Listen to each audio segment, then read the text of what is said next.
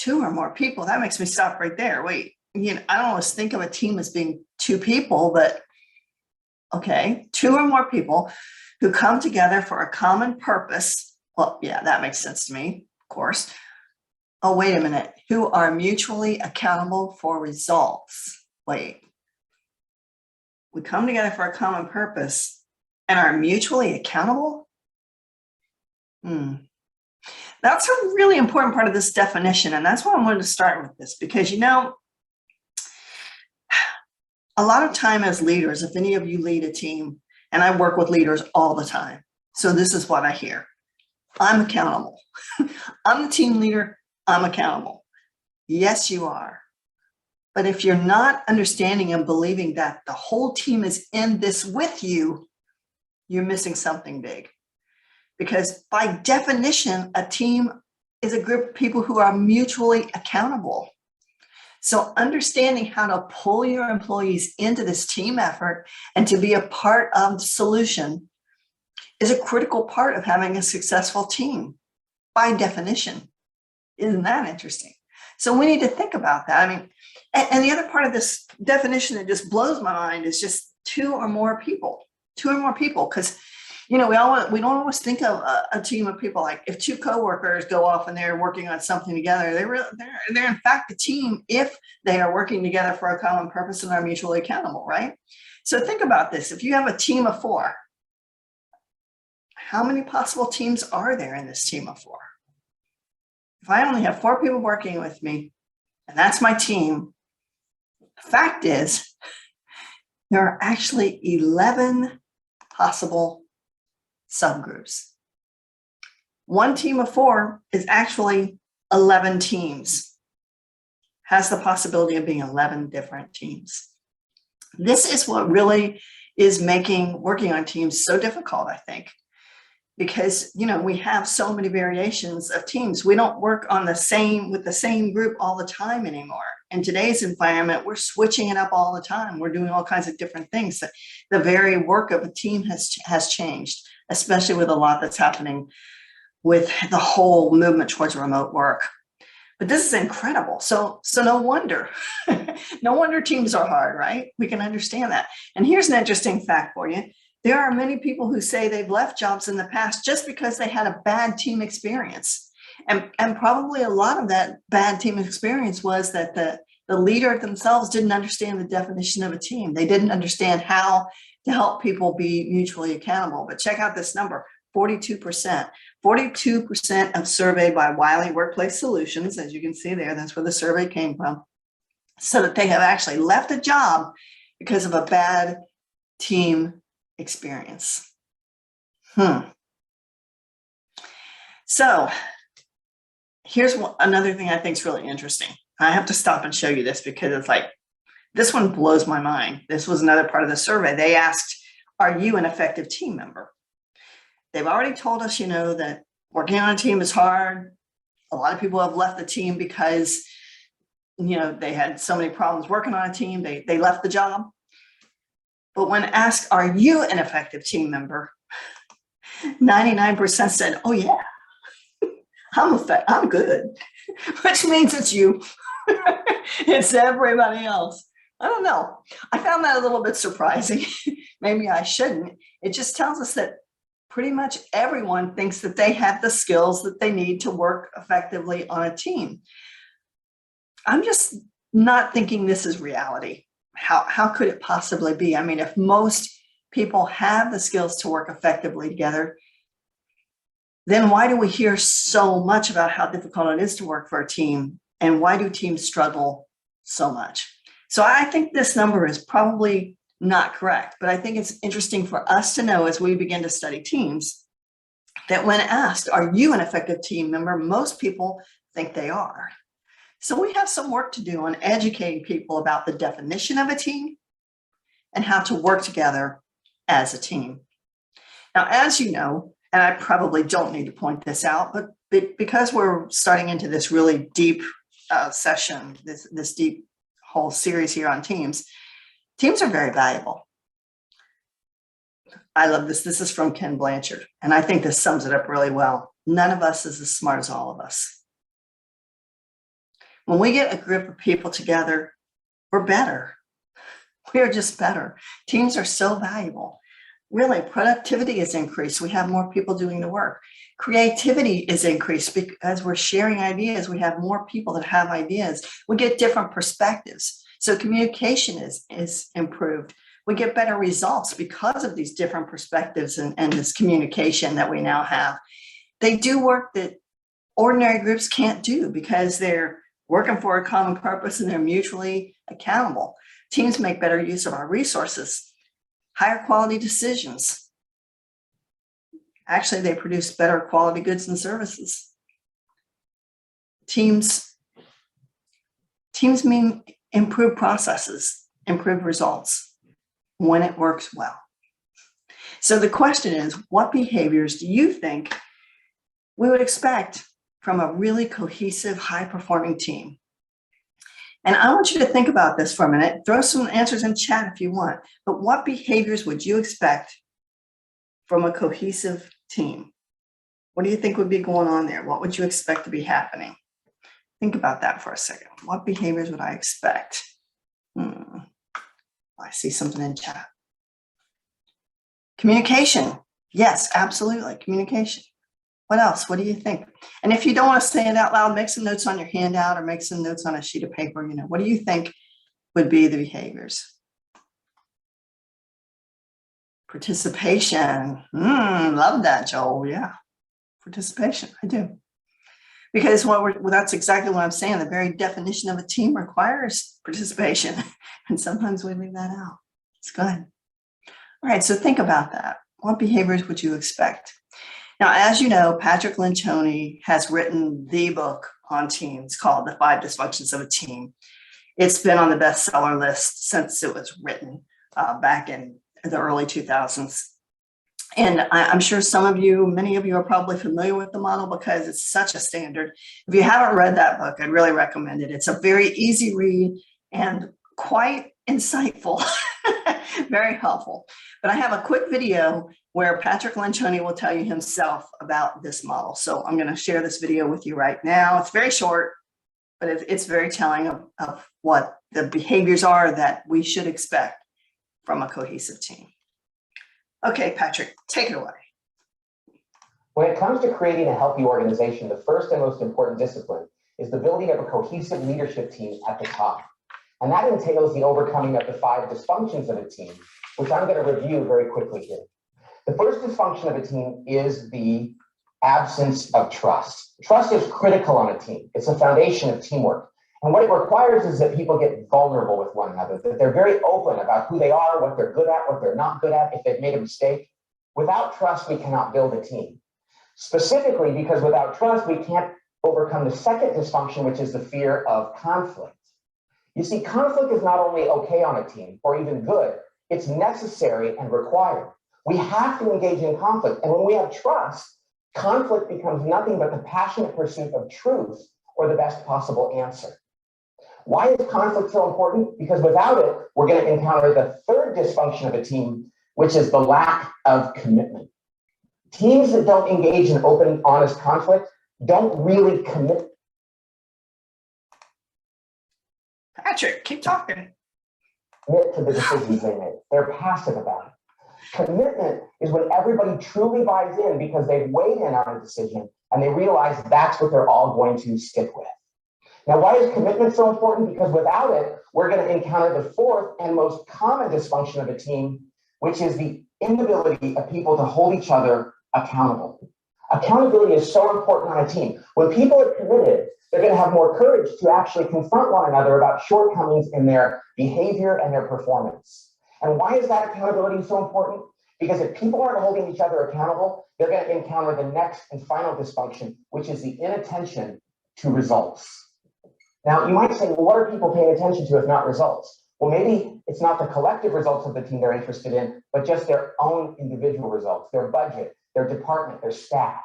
If we're going to focus on the collective results of the team, we have to trust one another, we have to engage in healthy conflict, we have to commit to decisions, hold one another accountable for those, and achieve true collective results. Those are the 5 dysfunctions of a team. Oh, it just sounds so easy, doesn't it? When it comes But this is the building blocks. And when you look at the model, and oh, by the way, Sarah, I agree with you totally on empathy.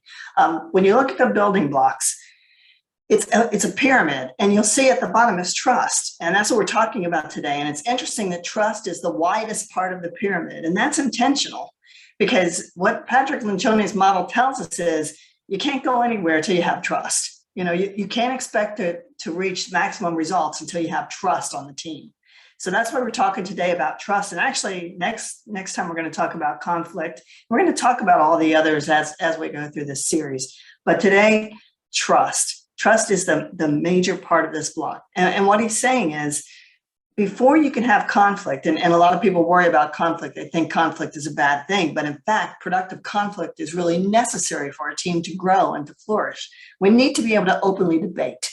And it's funny when you think about conflict, Patrick Lencioni, and I've heard him in interviews, people will ask him, why did you call this conflict? It's such an ugly word. And he said, because conflict is uncomfortable. And I don't want to tell anybody anything different. I don't want to, make it sound all sweet and pretty, because conflict is not pretty.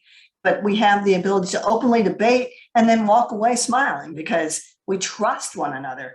We trust that everybody's trying to do the right thing. Until you can have that open debate, because you trust, you can't get everybody on the same page. You're not going to get everybody to commit to whatever decision you make.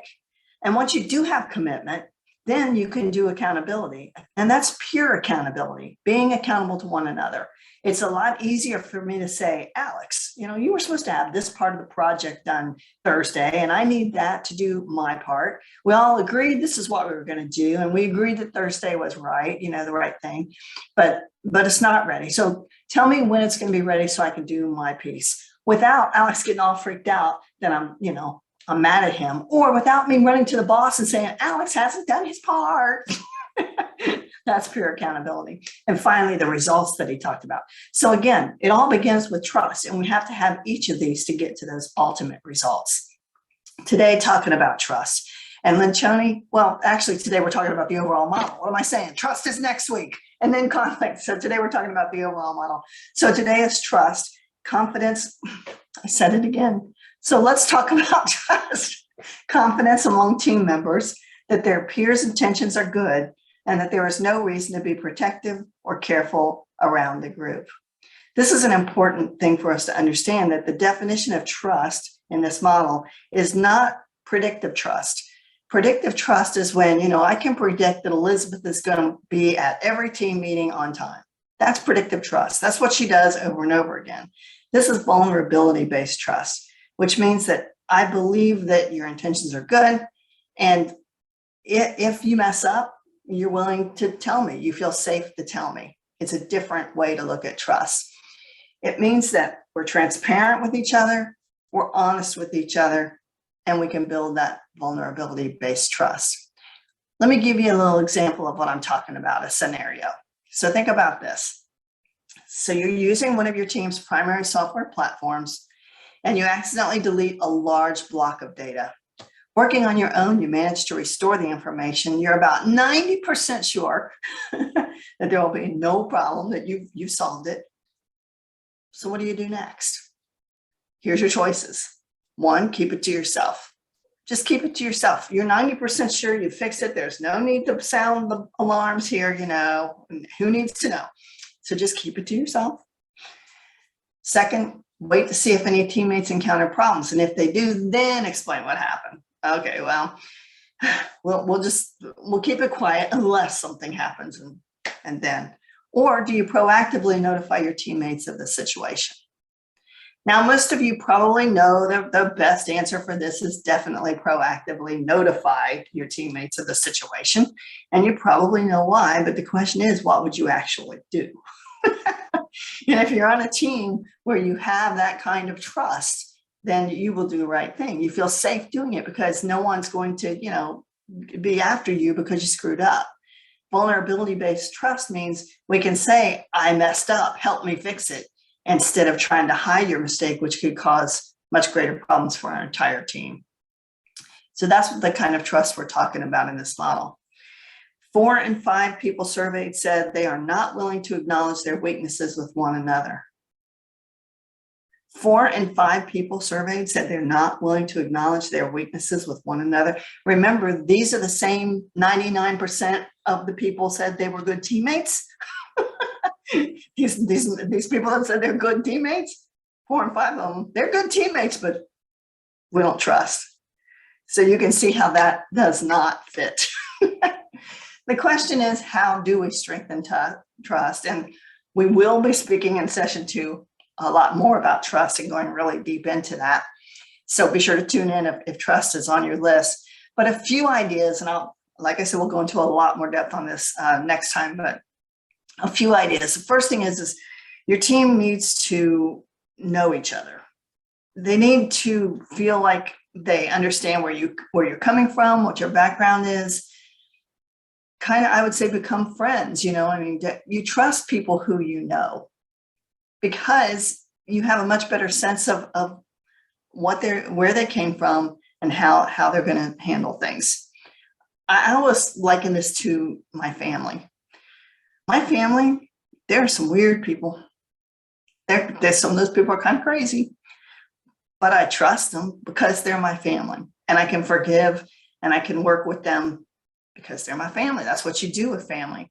Well, it's not much different with a team. You have people, you're going to have some people on your team that are strange people, but if you can understand where they're coming from, that really helps to increase trust. So anything that you can do to really get to know them better and be open and sharing information so that they're willing to admit mistakes, give credit where credit's due, that kind of thing. One of the biggest things I think that you can do in this way and getting to know each other is just to understand each other's style.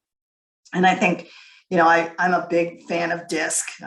Some of you have been in my other sessions, and I think Jennifer mentioned that already. Jennifer did DISC with me. And I really believe in it because it's a personality profile that helps us to understand the strengths and challenges that different people have. And when we're talking about trust, if I can understand that and know how to work with it, that's really going to help my team to have that kind of vulnerability-based trust. This picture I took from Harvard Business Review to demonstrate what I'm talking about with styles. Now, whether you do DISC or you do Myers-Briggs or you do what color is this, there's colors, there's animals, there's all kinds of them.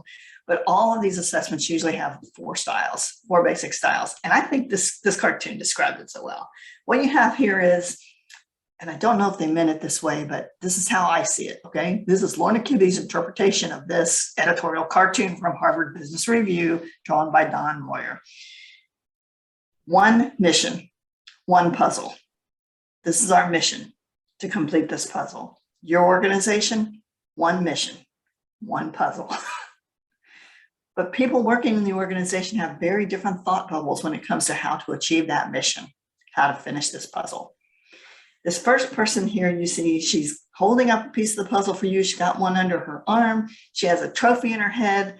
She's all excited about this. She's competitive.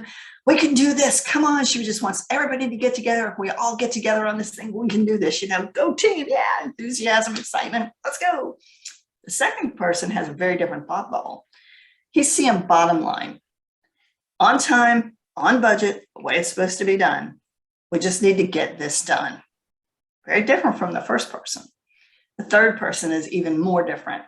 He's standing on his puzzle. We'll get it done. It's more important that we take care of our people.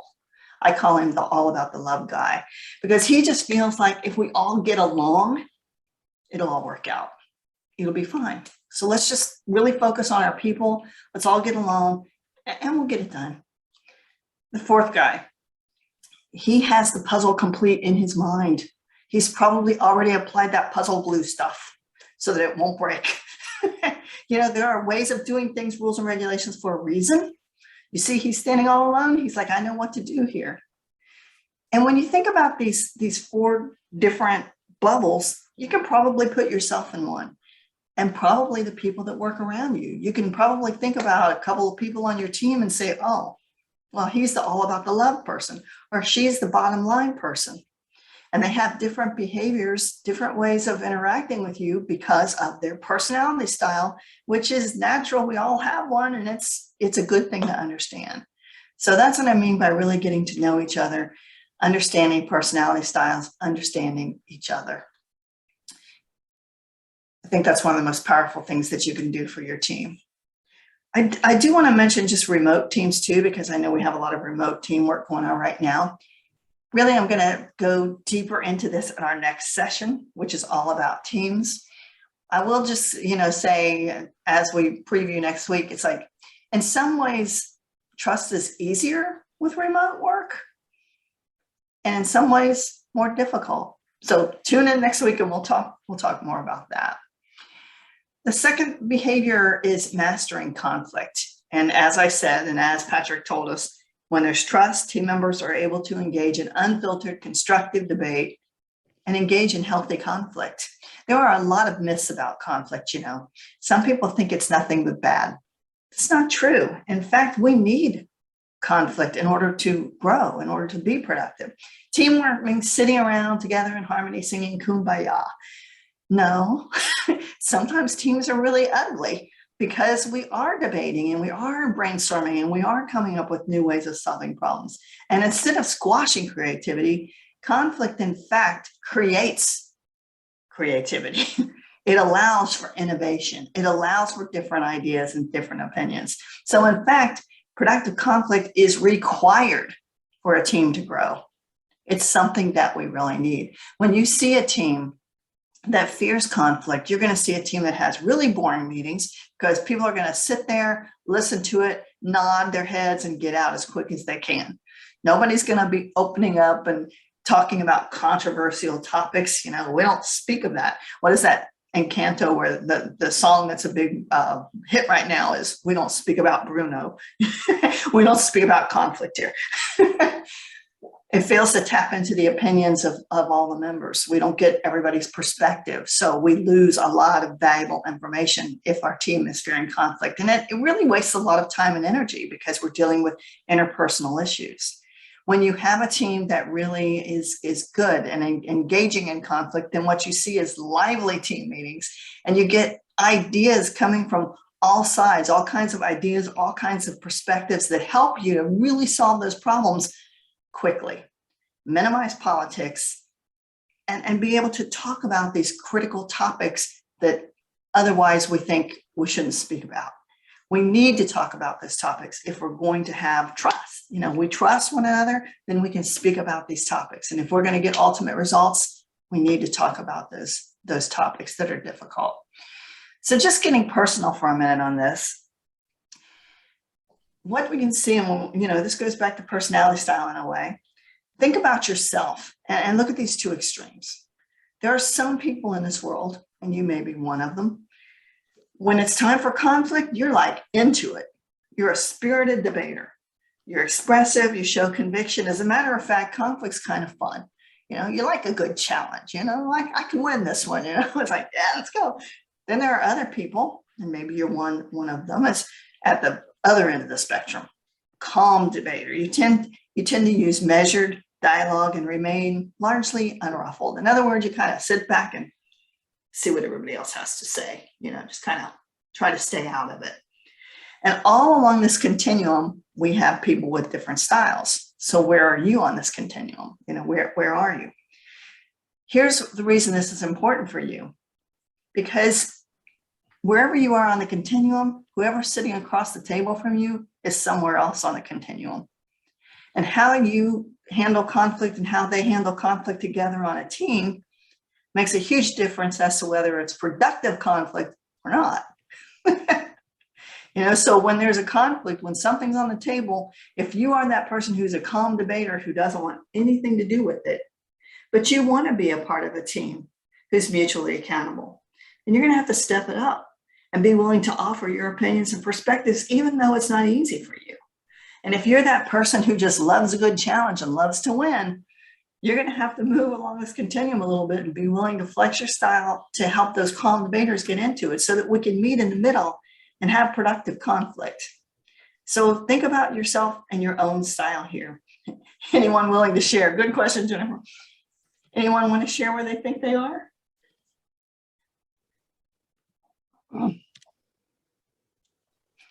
Well, you can think about it. We're going to go deeper into this topic too in a future seminar. But this is why it's so important for us to understand the different styles of people and understand where people are, just to understand with conflict that some people love it and some people just do everything they can to avoid it. Jennifer, you're more spirited. Yeah, I probably am too. So what do you do to master conflict? Well, this one is going to be that session that Jennifer was talking about on May 9th, where we're going to do a really deep dive into conflict. And we're going to do 2 sessions that day because they're very close together. The first one's just all about, how to make that conflict productive. And the second one's going to be about solving problems when your team gets stuck. Has your team ever been stuck and you don't know how to move forward? We're going to have a lot on that during that topic. So that's going to be on May 9th. But just a few things for now. One of the things you have to do to really master conflict is just to encourage your team members to voice their opinions, even at the risk of inviting disagreement. Actually, we want disagreement. So we need to get everyone's opinions, because where we're going next is commitment. And we can't get commitment from everyone on the team if everyone hasn't had an opportunity to weigh in. One of Patrick's quotes in his book is, you can't expect people to buy in if they haven't had an opportunity to weigh in. And this is where we need to do it. We need to make it common practice for team members to ask for the opinion of others during the meeting. Those calm debaters who won't say anything, we can't let them get away with it. We have to get their opinions. One of the things too that you can do is maybe have what I call the talk with your team. When you get to this point in your team development where you're agreeing that you're going to master conflict, you're going to have these open debates, maybe you have the talk. And the talk is, what's acceptable for our group? What if somebody gets really emotional and starts screaming out loud, during this debate? Is that acceptable? Yes or no? How are we going to handle it? What if somebody is not speaking up at all? Are we going to let it go, even though we can see they're emotional about it? Or are we going to stop and take care of it? How are we going to handle these situations? What if somebody uses a 4-letter word, a not good 4-letter word? How do we feel about that? Are we going to ignore it? Or is that something we just can't tolerate as a team? What if we're looking at the clock and we're supposed to be done at 10 o'clock, but we're heavy in the middle of a debate? How are we going to handle that? Are we just going to stop knowing that we're really close to solving this problem?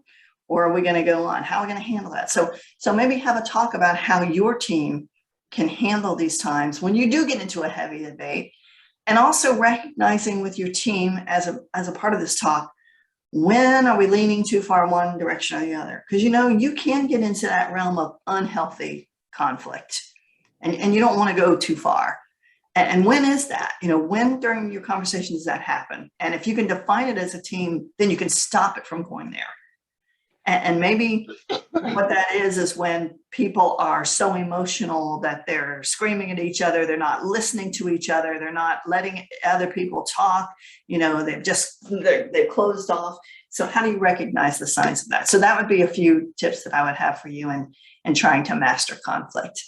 Remember, we have to be able to have open, healthy debate, get everyone's input before we can go to commitment. And you can see how this model builds. It's like, first was trust. We have to have trust, vulnerability-based trust with our teammates before we can have healthy conflict, healthy debate.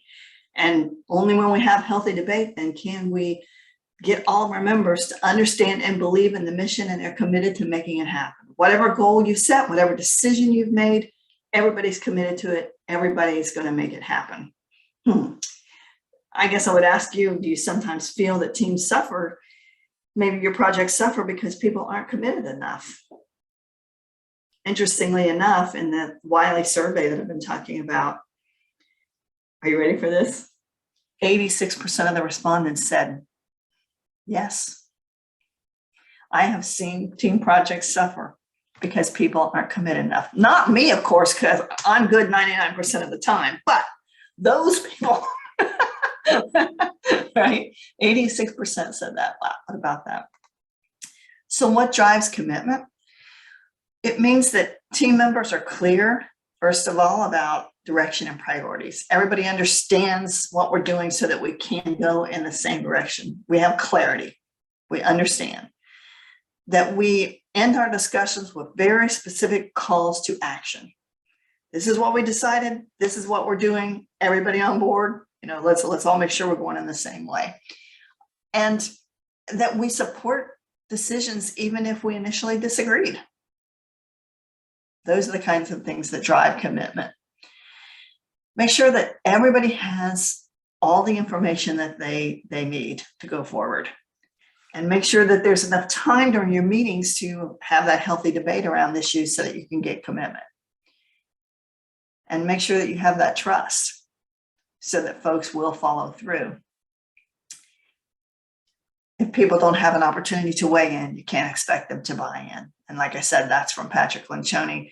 One of the things that we talk about here is consensus. And I think it's important to talk about consensus for just a minute, because many teams believe that when we make a decision, as long as we have consensus, we're good to go. We're going to walk out this room and everybody's going to be good to go, and we've done it. But that's not really how consensus works. They think consensus means that Shannon says, hey, does everybody agree? Do we have consensus? And she looks around the room, people are nodding their heads, and she says, cool, we have consensus. That's what we're doing. That is not consensus. Consensus means that everyone agrees to commit to a decision once they leave the room. Everyone agrees to commit, whether or not they agree. Because you know what? It's unlikely in this world that you're ever going to get everybody to agree to one thing completely. Everybody has their opinions, but if everybody's had an opportunity to weigh in and express their opinion, then we can get this kind of commitment. If you were to ask me, how do I get this kind of consensus? Here's what I would advise. When you make a decision, first of all, I said it has to be clear. So make sure you have clarity. What is it that we've decided to do? This is what we're going to do. Is that right? Did I get it right? Everybody right? I got it clear? Okay. So let me go around the room now. John, this is what we've decided to do. When you leave the room today, can you commit to this? Can you commit to this going forward? And you watch for John's reaction. If he nods his head enthusiastically, cool. But if he rolls his eyes, we need to stop and say, John, I'm kind of getting the sense that maybe, there's something bothering you. What is it? And let John express his opinion. And when you do this person by person around the room, one of two things will happen as they do. If they disagree and they have a chance to express it, the first thing that might happen is they might say something that you hadn't thought of, which is critical information. Cool. Wouldn't you rather know that right now than 3 days from now? So let John say what he needs to say. If John's information is not critical and doesn't affect the decision, which is likely, everyone in the room is going to give that vibe. But John will have had his say. And when John says he'll support this when he leaves the room, guess what happens with all of his coworkers? As peers, they are accountable, and that's where we're going next. You were in the room when we agreed to this, Elizabeth. You said you would support this going forward. Why don't I have my report? You said we would do this, so we all agreed to this. And peers will have a much easier job of holding each other accountable, which is where we're going next. So that's how we do consensus. I don't know about you, but I've been in these teams where everybody says they'll do it. And you walk out the door because everybody nodded, we have consensus. And I've had people turn to me and say, that's the stupidest thing I've ever heard. I'm not doing that. How could we ever do that? Why didn't they think of this? Why didn't they think of that? And I'm just like, why didn't you say so? What's the point? It's like, see, that's not how a good team is going to get ahead. So how effective is your team at gaining buy-in? And what can you do to improve commitment? Well, I hope I've just given you a lot of ideas for that. And of course, let's talk for a minute about working with a remote teammate. Is it possible to get commitment when you're working with a remote teammate? Well, what we're finding in our study of teams is that, in fact, it's actually easier. And I think the reason it's easier is because it makes more logical sense to look at your screen in a meeting like this and go person by person and say, Joe, when we leave the meeting, will you agree to this? And then go to the next person on your screen, the next person on your screen. I think it's much more ordered and people are expecting it. It's more comfortable than sitting face to face across from somebody expressing your opinion when you can't contain your nonverbals and they see that you don't agree. And I don't think it's quite as easy to detect online, or maybe it's easier because you're only looking at that one image. So what we're finding is, and we're not sure of all the reasons yet, but it appears that with commitment, we're doing better with that when we have remote teammates. So that's something for us to think about and get our head around as time goes on here. So as I said, where we're going with this is accountability. When team members are accountable to one another, they hold each other accountable. Team members must be willing to call one another on behavior or performance that hurts the team. Now, I have to tell you, one of the things about this one that's a little bit tricky, that makes me sad, but can't have everything. What we've learned with this one, two things. First of all, it's commonly known that this is probably the most difficult one in the whole model, peer accountability, because we're not used to calling our peers out on stuff. It's uncomfortable for us. We expect the leader to do it. And here's the bad news, the one that makes me sad. If the leader shows no ability to hold employees accountable, this will never work. The leader has to show that he or she is willing to hold team members accountability for their performance, accountable for performance. But if the team doesn't trust that the leader will do it, they won't do it either. But if they see that the leader will do it, peer accountability is a snap. Isn't that interesting? It's much easier. It goes really well when they believe we're all in it together. So that's the one drawback about this one that kind of scares me, because it's like I've had leaders who, it just doesn't seem like it. They're going to hold anyone accountable. Also, I have a real strong background in government. And one of the things I know from government is we would get in trouble because we couldn't tell anybody that we were holding someone accountable. It's like, you're not allowed to tell that, man, Devin really screwed up, but I got him, I gave him a reprimand and I did all this stuff. Just kidding, Devin. You can't say anything. And when you're in charge of a team, it's very hard for you to sometimes let your employees know that you are dealing with something. So for that reason, this one is just a little bit tricky, but totally doable. Would your work team be more effective if people were better at holding one another accountability? And you're probably not surprised on this one. 89% said yes, absolutely. And did you know that the number one demotivator in the US, in study after study, book after book, survey after survey, the number one demotivator is that my supervisor fails to hold my peers accountable? They tolerate poor performance. That's how it's worded. My supervisor tolerates poor performance. That's the number one demotivator. So that gives us something to really think about. So watch out for these things. I call this accountability avoidance. You have resentment among team members. Why is it that, John always gets the best assignments? I always get the crap work.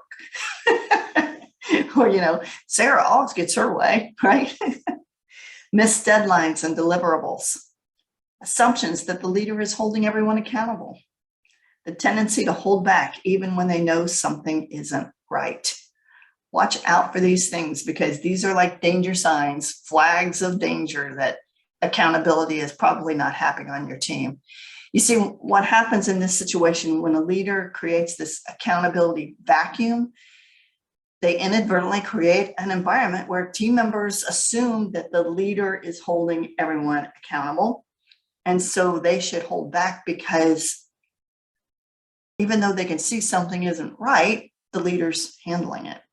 So that's a really dangerous situation. No accountability.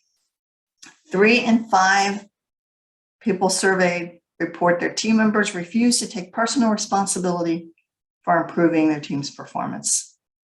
But not me, because 99% of me is a good team member. That number just blows my mind, in case you couldn't tell. So what to do here to help with this? There's a few things you can do. First thing is just to make sure that you're giving clear assignments and solid deadlines and following up on them, before you leave those meetings where everybody's committing to something, clarity, and what's the deadline on this. You agree that this report can be done by Thursday, Kristen? That's our deadline. On Friday, I need to be checking, do you have it? Because I need to do my piece. But I don't have to go tell on you because we're accountable to each other. And I can say, Kristen, this was due yesterday. How close are you? I want to get started on my piece. That's peer accountability. Invite questions, communicate clearly.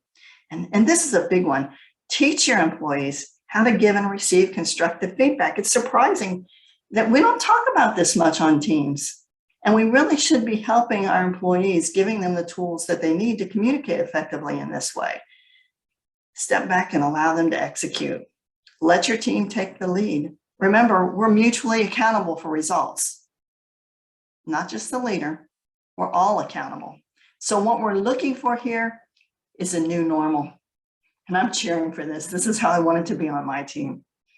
Team members offer unprovoked, constructive feedback to each other. We do it all the time. It's expected. It's the norm. We feel pressure from our peers to perform, not from the boss. That hardly even comes into play because I'm worried about not letting you folks down. You're my team. I want to take care of my team. Expected to confront peers about problems. If I screw up, you're going to say something to me. I know it. You know what? Wouldn't that be great? Did you ever work on a team where you worried about what somebody thought about you or what they're thinking about your performance? That's so uncomfortable. I would rather you just tell me, wouldn't it be great if that were normal? That's the norm here. So we're going to talk to each other constructively because we know how to do that now about problems, that we question one another about approaches and methods. Wouldn't it be nice if we were comfortable doing that? Because I'll tell you what, some of the teammates that I've had, somehow things worked for them that didn't work for me. And if I'm in a comfortable environment and I can say, how are you doing that? It comes across from a place of admiration instead of threat. Wouldn't it be great if our workplace was like that? Wouldn't it be nice if that were the new norm? If we were all behaving this way?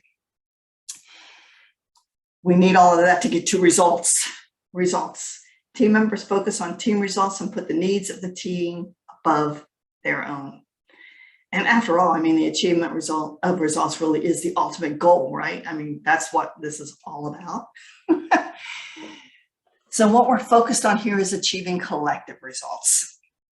Ultimate goal of building greater trust, healthy conflict, commitment, and accountability is the achievement of results. That's what it's all about. And what we're looking for here is a team where the performance of the team is so important to me that my individual performance is second.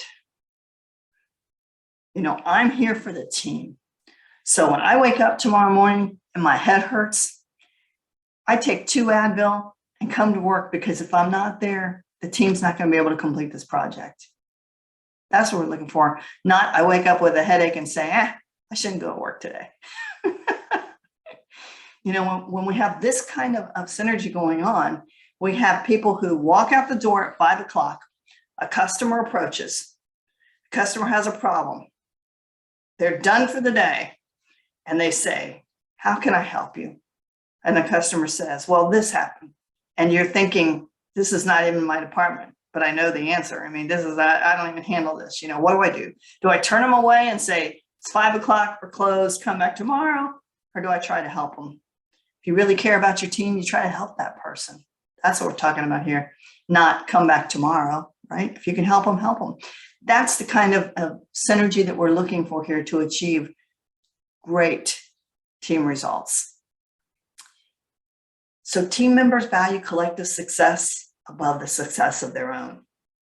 They'll make sacrifices for the good of the team willingly because I want my team to be the best. Everyone takes personal responsibility for the performance of the team. And team members are really quick to point out the contributions of others. Hey, Matt, you did a great job on that. Thank you for doing that. That helped me to do my part. Sometimes there are distractions that we have to deal with. Sometimes our goals are not clear. which that's too bad because we tried to take care of that in clarity.